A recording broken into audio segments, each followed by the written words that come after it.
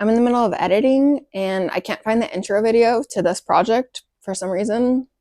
So, hi, my name is Alicia from Doors to Floors blog, where we talk about DIYs, daily adventures, and life abroad here in Peru.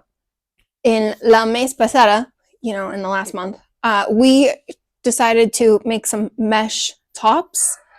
They're self-drafted, they're incredibly easy to sew, and they're kind of one of my most worn projects. I have deja vu with that sentence. That sentence sounds so familiar. I really feel like I've filmed this before. I don't know why I can't find an intro video. Anyways, let's get into how to make it. For starters, I just want to say, you can make this out of a mesh material, or you could make it out of a tulle material, which is what I've made.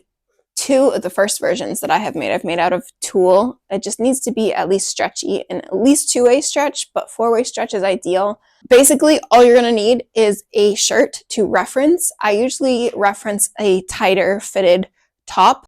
All you're gonna do is lay your fabric out flat on the table, on the floor, wherever it is you're cutting. Put your fabric somewhere, and then fold your fabric, and then fold your t-shirt.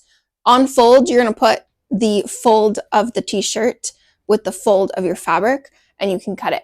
I typically cut my back piece in 2 pieces and my front piece in 1 piece, but it's totally up to you. You don't have to. Just gonna trace, make sure you leave at least 1 inch of seam allowance around all sides. And then you're gonna do the same with the sleeve. When you do the sleeve, I typically recommend doing your sleeve a little longer. You're gonna wanna make sure that you leave seam allowance so that you can do a double rolled hem. Also, optionally, I didn't do it for both my tops, but I'm going to show you how to do a thumb hole, and then make sure that your sleeve needs to be beyond where you want the end of the top to be, plus seam allowance for hemming it.